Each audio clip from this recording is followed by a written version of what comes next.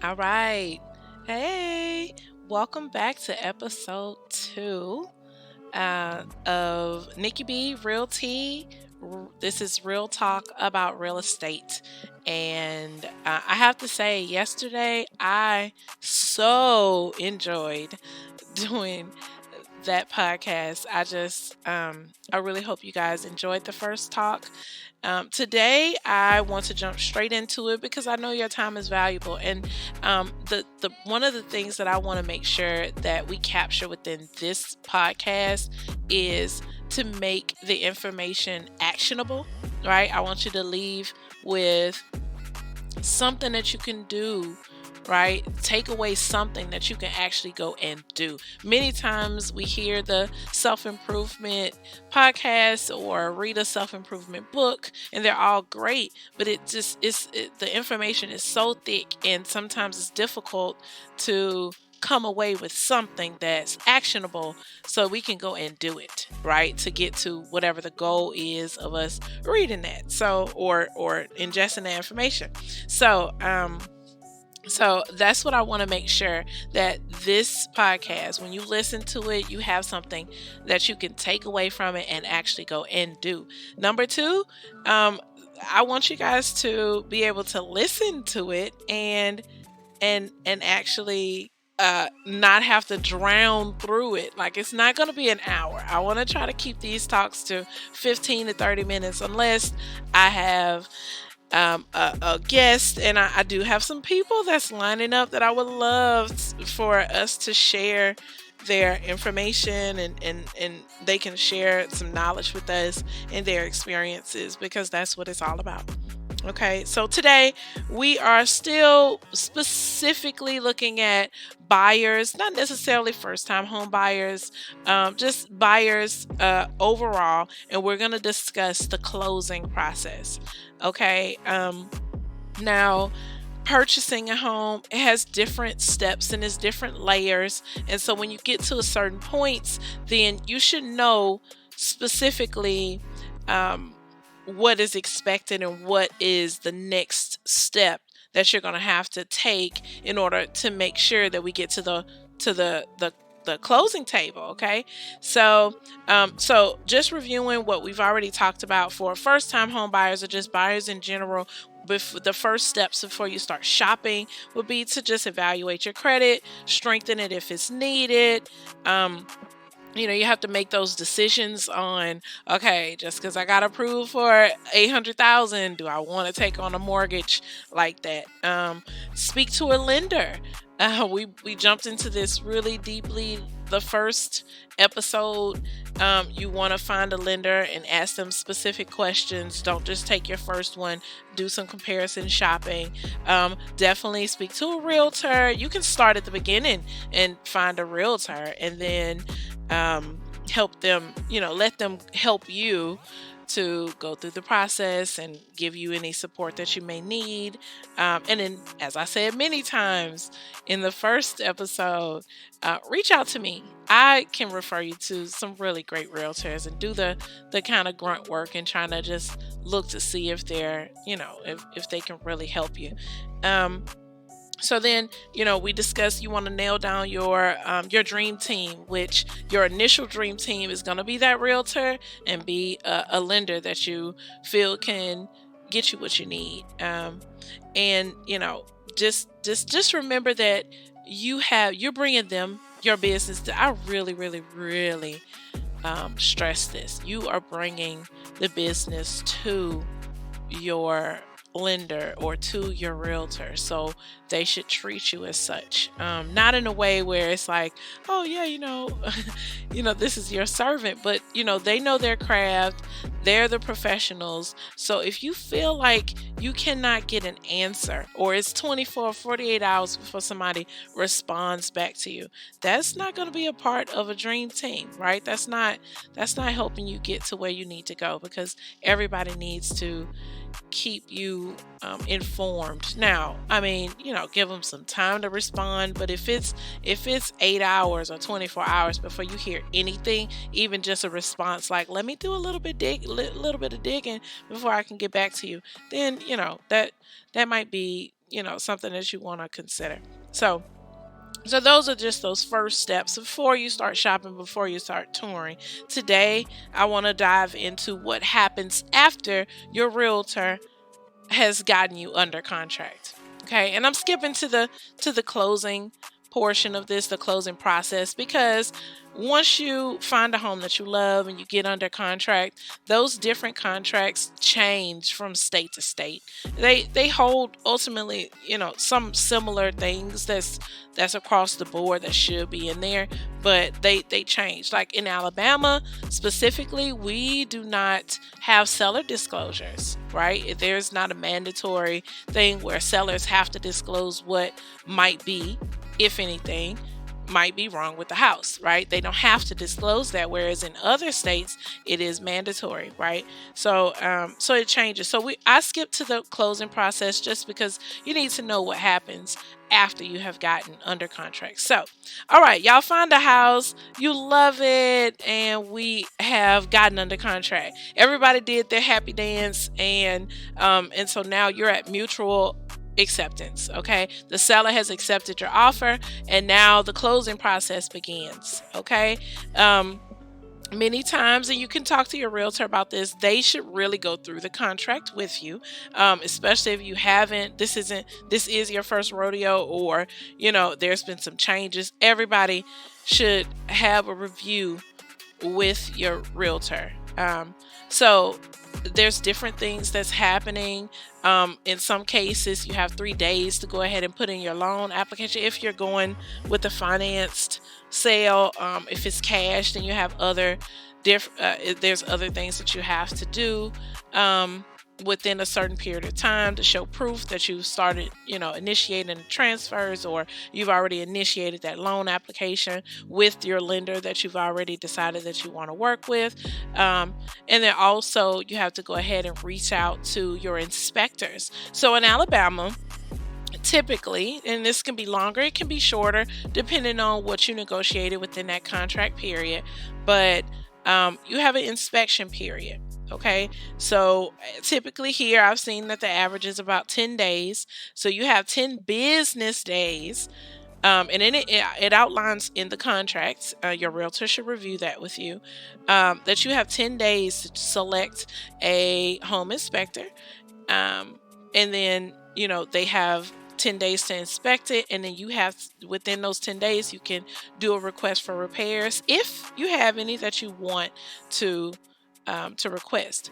Now, there are different rules to this. Like if you put in your contract that you want it to be for information purposes only, you can do an inspection, but you're not going to come back and ask for things to be changed or repaired, because it is information purposes only. Your inspection was not to request anything. It was to just find out if there was anything that you needed to know about the home that might, pose a problem that you may need to fix in the future.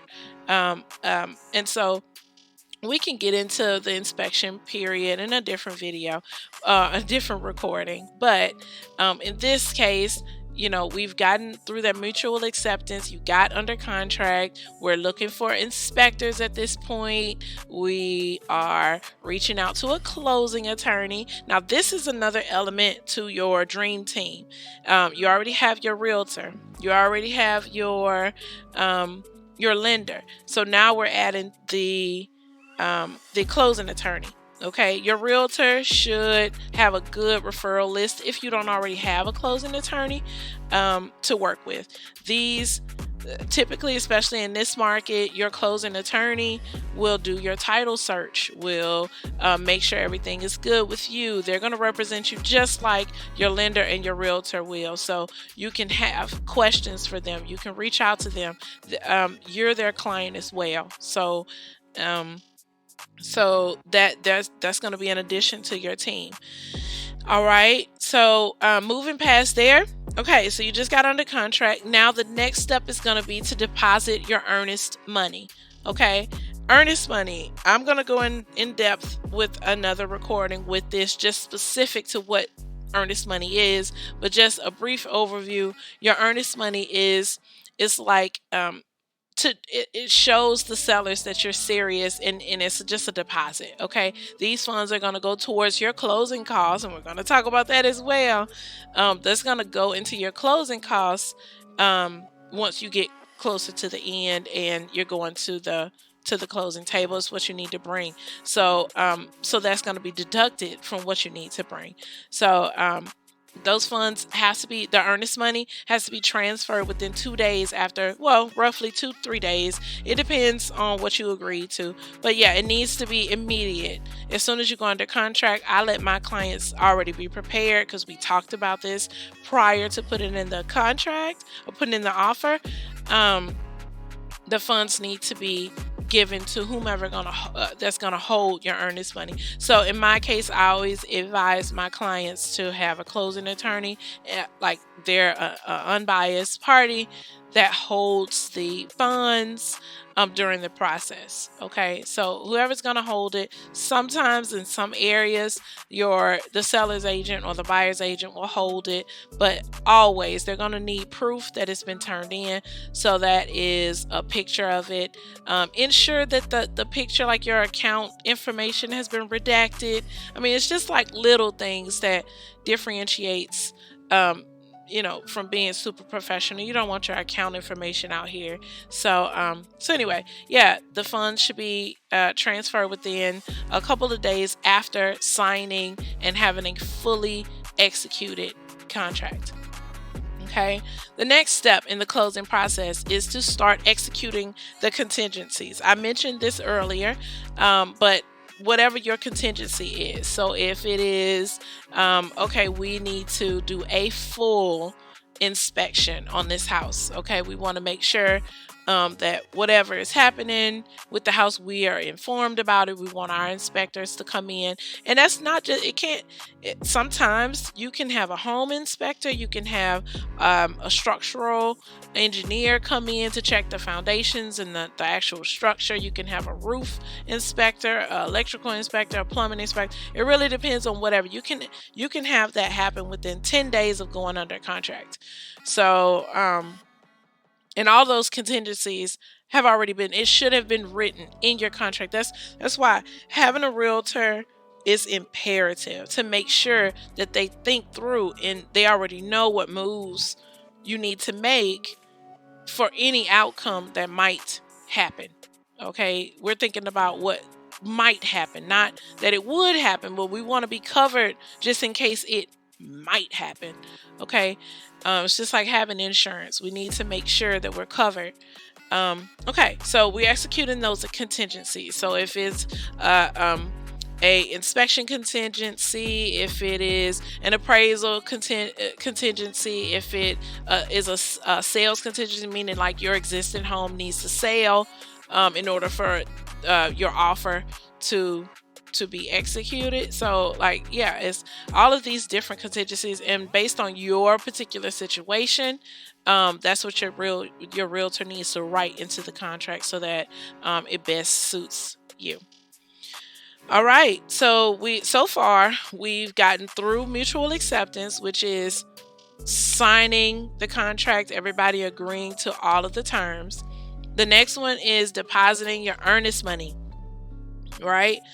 Whoever's going to hold that earnest money, you need to already put it up, check, cashier, money order, something like that, and have a proof source that it's been turned in. I always suggest that the closing attorney holds the earnest money. Then step 3 is to start executing those contingencies. So we use the example of a home inspection. You have about 10 days, depending on your market, 10 business days to start doing your inspections, having your professionals come into the home. Then you get within that home inspection, you will get a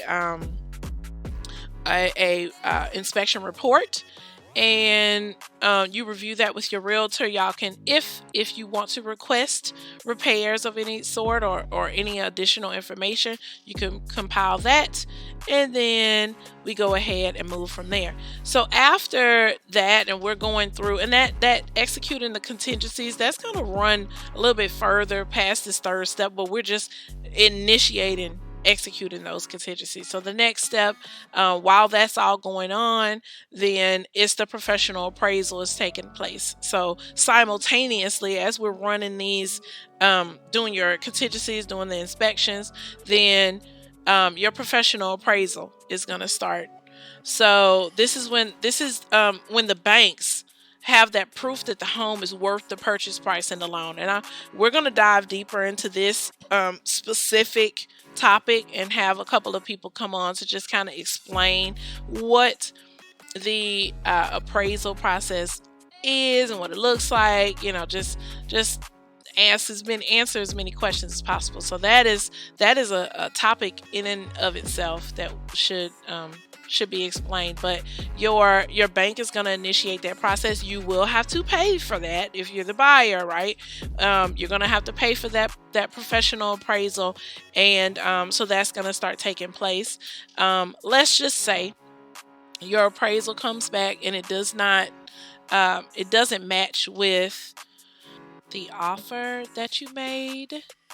Well, that means that we need to either renegotiate, or that should have been something that your realtor discussed with you up front. That's what I'm saying. It is imperative for you to have a realtor that understands what might come, and I referenced this earlier, so that we can write these things in at the beginning, because it has to be the research done. Are you offering too much? Are you offering, well, if from a buyer standpoint, if you offer too little and that appraisal comes back way more, then yippee, right? We're going into the house with equity. So these are just conversations that we need to have, but we're outlining the closing process. We're going to go into it in separate episodes.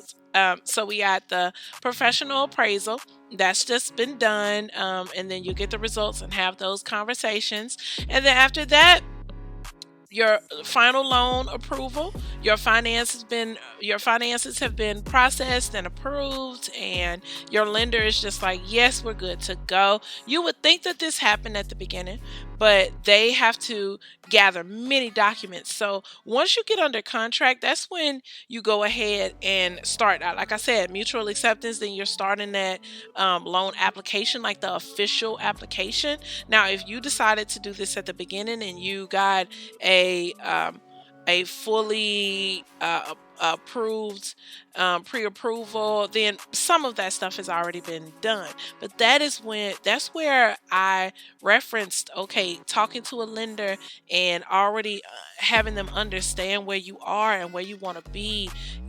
Some different lenders do different things, so that's why it's so important for you to talk about it up front. So, all right, but in the closing process, typically right after that appraisal has been done, we got all the results, then you got the final loan approval. That takes us into the next step, which is closing costs. You should be getting documentation from your lender, a closing disclosure, or maybe an overview. Every lender is different, but ultimately it should outline how the flow of money is going to come and how much you need to bring to the table. So typically, sometimes lenders are different. You may be different. You're coming to the table with money. You might qualify for a first-time home buyer, down payment situation, assistance. So everybody's different. But typically, closing costs are going to range between 2% and 5% of the purchase price. That includes lender fees, title insurance, appraisals, inspections. And see, now that appraisal, and let's be clear now, the inspection is going to have to get paid towards the beginning before the inspector comes out. Okay, your appraisal is going to get paid before that appraiser comes out. So you just have to be prepared that earnest money needs to be paid within, the next day after getting under contract, or the following day. So within 2 days, so these are just the fees that you need to be prepared with. And many times I've experienced people don't understand about the closing process. You haven't had those conversations. So that's why I'm doing this, because you need to have these conversations. You have to be prepared with how much money you need to bring and just how the flow of everything is going to be. All right. So then we've hit the closing costs portion. Hey, and normally when this is happening, you're within a week of the closing day. Okay. So after all of that is ironed out, we already have our day set to go and sit at the attorney's office or the closing space. Then we go to closing, which everybody, well, let's describe that closing day. You get your keys there. You actually, you can celebrate, but you need to get ready because you're going to be signing. If it's a financed sale, that's, you have a loan, then you're going to sign a lot of documents. Your attorney should explain every single one of them. If you have any questions, this is the time. They get even down to, how over the course of the term, which is typically 30 years, this is how often you need to pay it. I've even had closings where if you want to pay early, you can talk to the attorney and they can explain to you how that's going to affect and how fast you can pay it off. There's some really, really great attorneys out there that you can get referred to, that's super, super experienced, and they can really answer a lot of your questions.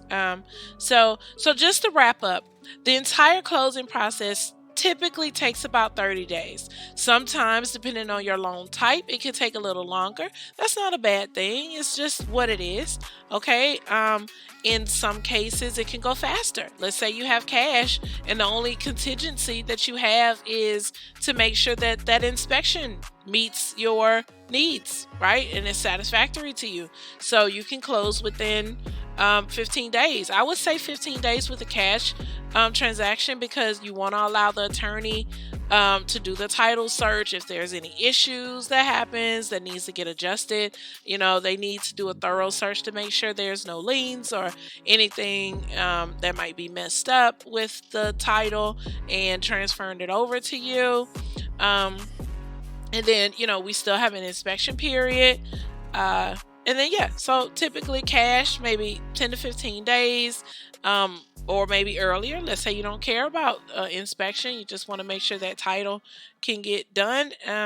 So it can go faster than that. If you have a loan, then typically 30 days. You can get with some lenders. I have on my list that can even do it in 20 days, depending on, your circumstances. And then it can be stretched out as long as 45 days. Let's say you have a home already and you need to sell that home. So that means that this offer is going to be contingent on you selling your other house. So it can stretch as far as, as long as it takes, depending on what that seller agrees to. So with that being said, the closing process takes about 45 days. If it's a financed sale, we got first step, mutual acceptance, getting under contract. The next one, depositing that earnest money. Then we got to start executing those contingencies, whatever it may be, inspection, appraisal. The next thing is that a professional appraisal. The bank is going to need that proof that the home is worth the purchase price and the loan. Then the next thing, yay, your final loan approval is done. And then we're going to slide right into discussing those closing costs, making sure you have what you need to come to closing. And then it's closing day. You're going to get ready and start working out those hand muscles and going to sign your name on all those documents. And then you get your keys, and then you take all the pictures and celebrate. So, all right. So that concludes the end of this episode. I absolutely love doing this podcast. I hope that you guys enjoy it as well, and that you're taking away information that you can use. That is the ultimate goal. So please, as always, my contact information is in my description. Please reach out to me if you just have questions or you have suggestions on how I can make this better. If you are a professional in this field and you want to chat to our audience, please reach out to me as well. We can partner and you can come on and share your experiences or share your knowledge. because that's what it's all about. We want to make sure that we have knowledgeable sellers and knowledgeable buyers, and everybody is happy, and we can streamline the processes for them. That is what we do. So, with that being said, thank you so much. I've been talking for so long, I didn't get any time to sip on this tea, but I was just so into it. Now I could go and warm it up and drink it. But yeah, tune in again for episode 3. We're going to keep on going and diving into this and breaking it down even further, just so that we can know what is happening. So talk to you all soon. Bye.